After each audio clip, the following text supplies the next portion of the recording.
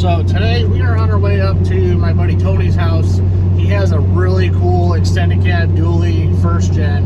A couple years ago he did kind of like a frame off restoration on it. Went through and did a really nice good like paint job and stuff on the frame and on the chassis, whole lower end. But all the body work is all original paint and really cool patina. When he got the truck, it was an automatic. He swapped into a get rag, and he's planning to do a lot of traveling with the truck. He's got a set of compounds on it. The clutch he had wasn't holding the power, and he decided that he's going to swap trannies again. I kind of convinced him to do a G56, so that's how it planned out. And he's putting a G56 into a first gen. So we got a bunch of stuff in the back of the truck here. We are loaded up, and we're going to go up there to give him a hand taking care of stuff. He already started doing some stuff like taking the tranny out, which I'll put a little snapshot of here of him getting the transfer case out by himself. Well, Kyle wants content. We're gonna pull this NP205 out without a tranny jack because I am a machine. So the cost of a jack is probably cheaper than a back replacement, but we don't really give a shit. Let's see how this fucking goes. Oh boy, this is gonna fucking hurt. Fuck. We're committed. Oh, we got it. We got it.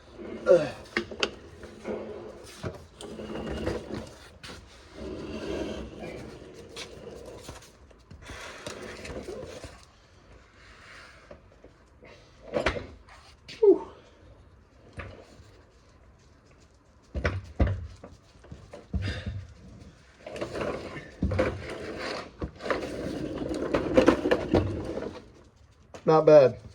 Not bad at all.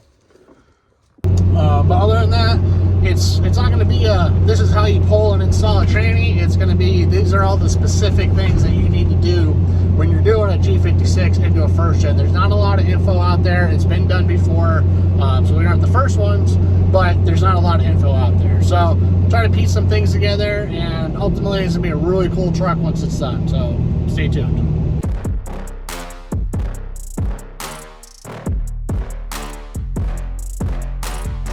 Anubis. Fucking dogs.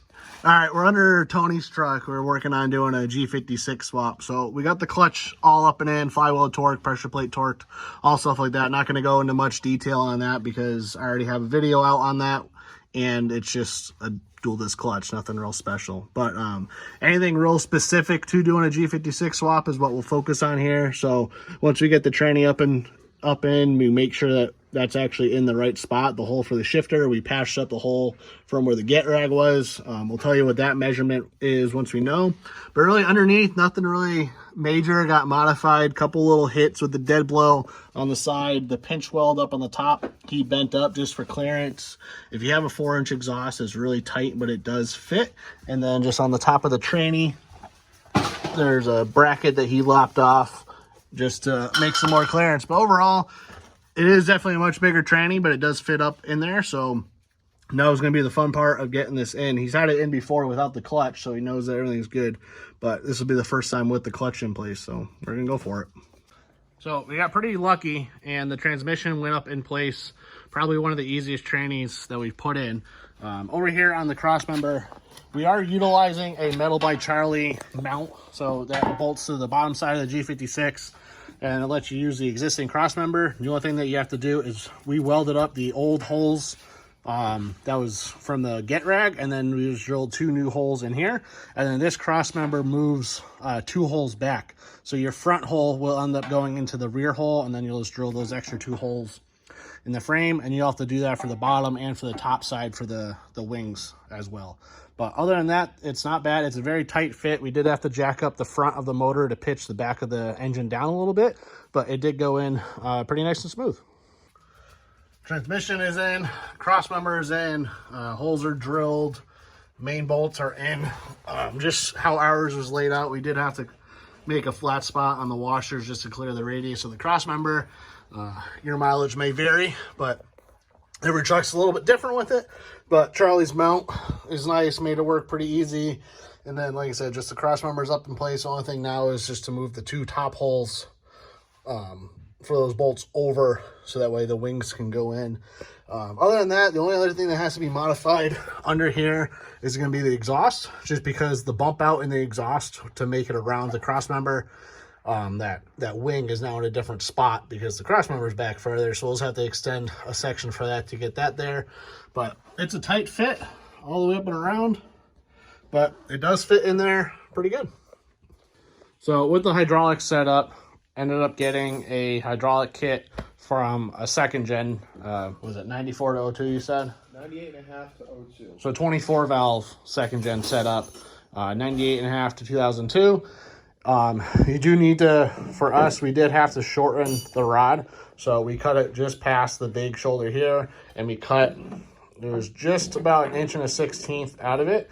And that when this gets put together, that'll put it at 6.5 inches from the firewall flange to the eyelet.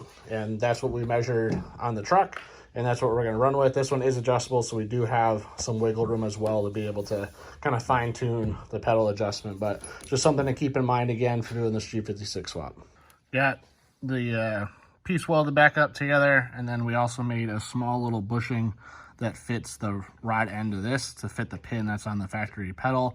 Alternatively, you could take the pedal out and use a shoulder bolt, drill and tap the pedal assembly, and then use it'd probably be a 1/2 inch shoulder bolt for this, but a little bushing works just as well, so this will get put in place now. When you're mounting up the master cylinder, it's kind of a pain to get in. It only goes in one way.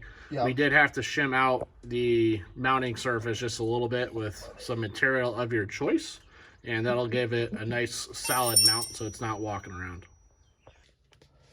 One of the last things that needed to get done was adapting the transfer case linkage, which is here, to the transfer case. So we are still running the MP205 transfer case on the back side of the G56.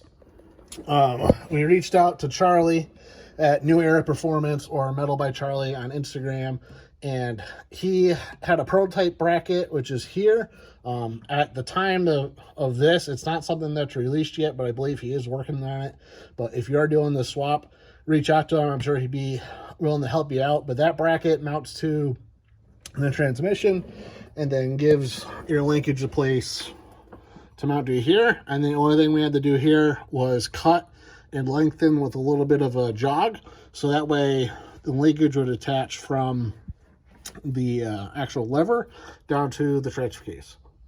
So here you can see the original hole from a get rag, and I guess approximately 5.5 inches or so back, center line to center line is where you want to cut the hole, and your square hole just gets matched to the size of your shift tower. So this one's roughly 5 by 4. So that fits pretty well. There's enough room around here where you'll have access to your shift tower, but then still be able to have a boot around for everything. All right, so at this point, I reached out to Tony, and he got some miles on the truck, and I said, hey, can you just grab some extra content that I didn't get while I was up there, go through, kind of show an overview of the truck, the G56 swap, maybe any details that we missed, and then if you have a chance, go for a little drive, get some in-cab footage, and of course, he said, sure, no problem. So here's a video that he sent me after. It's a quick little recap, and then a couple days later, he goes, hey, just got a new GoPro, looking forward to getting it set up and using it for the first time. I'm going to go get some in-cab footage for you, which shortly followed by, hey, the truck has a blown rear end. This is going to have to wait till next year.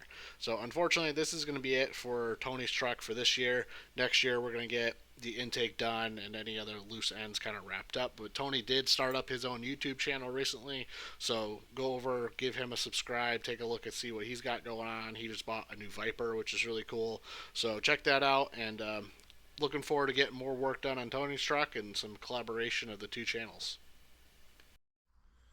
So this is my 93 W350 that me and Kyle G56 swapped. It's compounds, pump work, just typical stuff.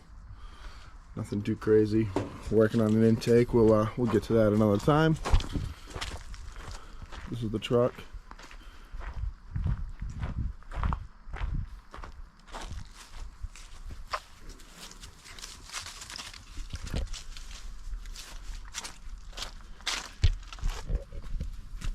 see, G56 is inside there.